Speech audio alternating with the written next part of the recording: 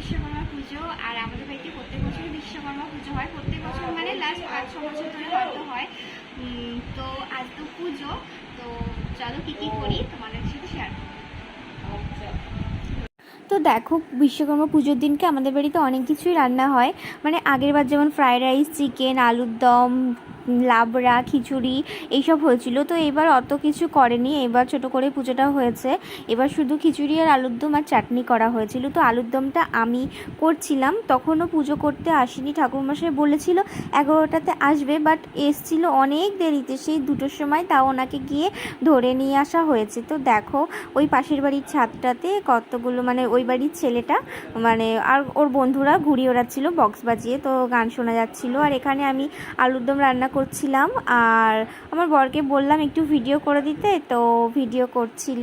তো দেখো, আমি আলুর দমটা করেছি, মানে খেতে ভালোই হয়েছিল, টেস্টি হয়েছিল, দেখতেও সুন্দর হয়েছিল, আর কালারটা খুব সুন্দর এসেছিলো। তো কালারের ওপর কালার দেখে আমি মানে জিনিসপত্র খাই আর কি। আর আমার শ্বশুর হচ্ছে গিয়ে খিচুড়িটা করেছে, মানে প্রত্যেক বছর উনিই খিচুড়ি করে। আর আগের বছর বরের বন্ধুরা ছিল, তো ওরা ফ্রায়েড রাইস, আলুর দম, মাংস ওরা করেছিল। তো দেখো, ফাইনালি 2:30টার সময় আমাদের পুরোহিত এসছে। তো পুরোহিতকে বর গিয়ে ডেকে নিয়ে বাড়ির থেকে তুলে নিয়ে এসছে। অ্যাকচুয়ালি ওনার আসার কথা ছিল না, ওনার ছেলেরা পুজো করে। তো যেহেতু ওনার বয়স হয়েছে, উনি এখন আর পুজো করে না, তো ওনার ছেলেরা অন্য জায়গায় পুজো করতে চলে গেছে। তো সেই জন্য ওনাকে নিয়ে এসছে। উনি আবার কানে শোনে না, মানে ওনার সাথে অনেক চেঁচিয়ে কথা বলতে হয়। তো যাই হোক, ঠাকুরটা আমরা ভুল দিকে পেতেছিলাম, তো ঠাকুরটা উনি ঠিকঠাক করে পাতলো। প্রত্যেক বছর আমরা ওই দিকেই পাতি। ওনার ছেলেরা যখন পুজো করতে আসে তখন কিন্তু বলে না যে ঠাকুরটা তোমরা ভুল দিকে পেতেছো। তো যাই হোক, উনি আবার ঠিকঠাক করে পাতলো। তো দেখো, এখন পুজো হচ্ছে।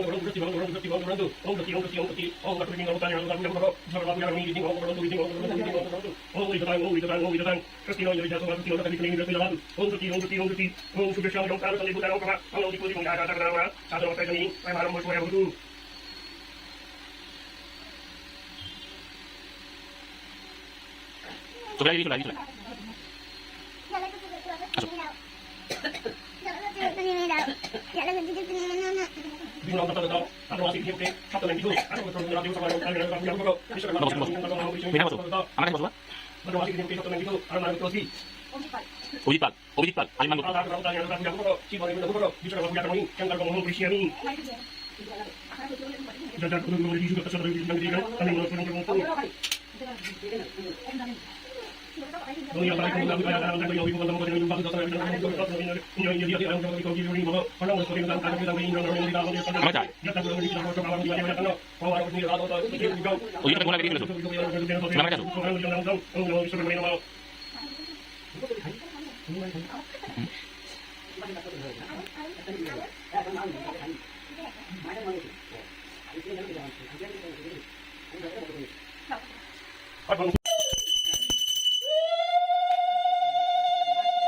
জানি গোটা সমেত তুলতে হয়, এগুলো মানে কিনে নিয়ে এসেছিল, তার সাথে দিয়েছে।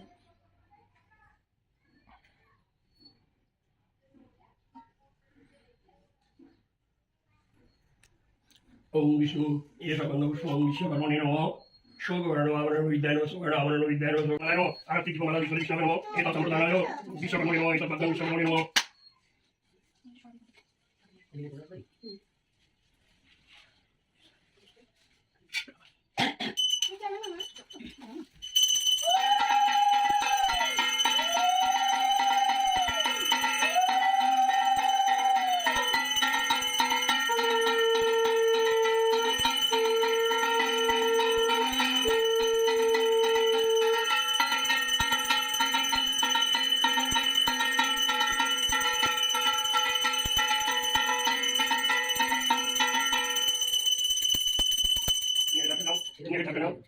আমার সবাই নিয়ে গেছে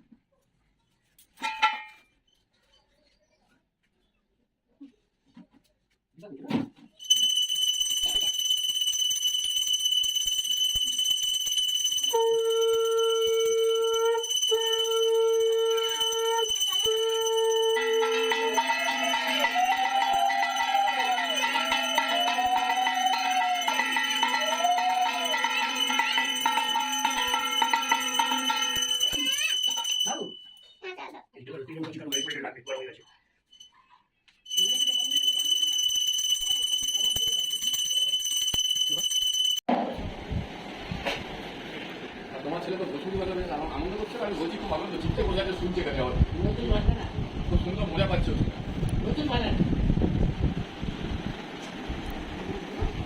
শিখাদি তোমাকে ইউটিউবে দেখাবে। এই ভিডিও করলে হবে সেখানে ওই ভিডিও তো আমার ছেলে দেখা এভাবে মিঠুর মা কেমন করে নাচে একবার দেখা। আমি কিন্তু দেখি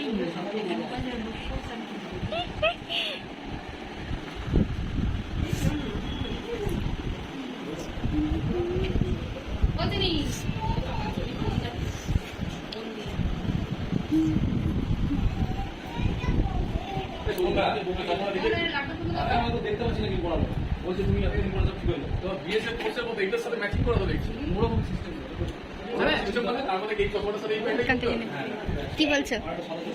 আমি কিছু বলছি না। হ্যাঁ ভালো হয়েছে খিচুড়ি, হ্যাঁ খিচুড়ি খুব ভালো হয়েছে। আলুর দম ঠিকঠাক আছে। তো দেখো পুজো শেষ হতে হতে 3:30 বেজে গেছিলো, আর উপরে এসে দেখি যাদের নেমন্তন্ন ছিল তারা খাওয়া শুরু করে দিয়েছে। তো আর কি করবে, অনেকটা দেরি হয়ে যাচ্ছিলো। আর এইটা হচ্ছে গিয়ে আমাদের সামনের বাড়ির বউ, মানে আমার বান্ধবী বলতে পারো। আর এটা তো দীপা, তোমরা আমার আগে একটা ব্লগে দেখেছো, ওর রেজিস্ট্রির ব্লগ করেছিলাম তখন। তো ও এসছে আর অনেকে এসেছিলো, তাদেরকে দেখানো হয়নি। আর মাম্মাম দেখো সারা দিন সেদিনকে ঘুমায়নি, তখন সন্ধ্যা হয়ে গেছে। তো ওকে আমি আর ঘুমাতে দিচ্ছি না, প্রায় 7টা বেজে গেছিলো। ওকে ঘুমাতে দিচ্ছিলাম না, কারণ আর সারা রাত না হলে ঘুমাবে না। তো আজকে আমার ভাই আসার কথা, বড় ভাই সুমন, যে কল্যাণীতে থাকে, ওখানে থাকে। তো ওখান থেকেই ডাইরেক্ট আমাদের বাড়িতে আসবে। তো ও আসবে 9টা 9:30টার দিকে চলে এসেছিলো। তো মাম্মামকে আমি কিছুতেই আর ঘুমাতে দিচ্ছি না, ও 1-1.5 ঘন্টার মতো ঘুমিয়েছে। তো ওকে আমি ম্যাগি খাওয়াচ্ছিলাম, ও কিছুতেই খেতে চাইছিল না। তো ওর বাবা ওকে নিয়ে এখন যাবে ওর মামাকে আনতে রিসরাতে, কারণ আজকে বিশ্বকর্মা পুজো, অনেক রাত পর্যন্ত অটো নাও চলতে পারে। তো আসার সময় সবার জন্য বিরিয়ানি নিয়ে এসেছিলো। আমরা সেদিনকার রাত্রেবেলা বিরিয়ানি খেয়েছিলাম, খিচুড়ি ছিল অনেক, খিচুড়ি আর আলুর দম ছিল। কি বলতো, আমার খিচুড়ির সাথে লাবড়া না হলে ভালো লাগে না, তো সেই জন্য আমি একবারই খিচুড়ি খেয়েছি, আমার ভালো লাগে না ওই রকমভাবে খিচুড়ি খেতে। তো দেখো মামা এসছে বলে মাম্মাম তো খুব খুশি, বলছে মামাকে বাড়িতে যেতে দেবে না। ওর দিদুকে ফোন করে বলছে মামাকে আর যেতে দেবো না, মামাকে রেখে দেবো আমাদের বাড়িতে। তো রাত্রেবেলা আমরা সবাই বিরিয়ানি খাচ্ছি, আমি, ননদ, আর হচ্ছে গিয়ে আমার ভাই, আর আমার একটা মামা শ্বশুরের ছেলে এসেছে, ও আর আমার বর, আমরা এই কজন বিরিয়ানি খেয়েছি। আর শ্বশুর শাশুড়ি আর আমার দিদা শাশুড়ি এসছে, ওনারা খিচুড়িই খেয়েছে। তো মামাম দেখো কিছুই খায় না, আবার 1-2 করে মুখে দিচ্ছে, মানে ওর খাবার শুনলেই সবার হাসি পাবে। ও কি খায়, ও খালি ডাল খায়, ডাল দিয়ে ভাত খায়, তো ঝিনুক বাটিতে করে খায়। আমি তো শাকসবজি ওরম করে খাওয়াতে পারবো না। আর এটা দেখো পরের দিন রবিবার ছিল, রবিবারের ভিডিও। রবিবারে আমাদের হয়েছিল মাংস আর রুই মাছ। তো মাংস করছিলাম, মাংসটা করতে করতে একটু ভিডিও করছিলাম, কারণ ভাল লাগছিল একটু দেখতে। তো মাংসটা করছি, আর মাংস হলে আমাদের কিছু লাগে না, মাংস আর স্যালাড হলেই চলে যায়। আর এই দেখো এটা আমি যাচ্ছি শ্রীরামপুর। ভাই তো এসেছে কালকেই, তো এখন আমি আর অয়না মিলে যাচ্ছি হচ্ছে গিয়ে শ্রীরামপুর যাচ্ছি। তো মাম্মামকে রেখে যাচ্ছি, মাম্মামের বাবার সঙ্গে পরে যাবে, একটু পরে যাবে। তো আমি এখন যাচ্ছি, আমি আর অয়না। তো ঠিক আছে চলো। তো তো আমি তাও গেছি শ্রীরামপুর। মাম্মাম নাকি বাড়িতে কাঁদছিল, কাঁদতে কাঁদতে ঘুমিয়ে পড়েছে। আর এখানে দেখো আমি মাম্মামের একটা টি শার্ট কিনতে গেছিলাম ফ্যাশন সিটি শ্রীরামপুর।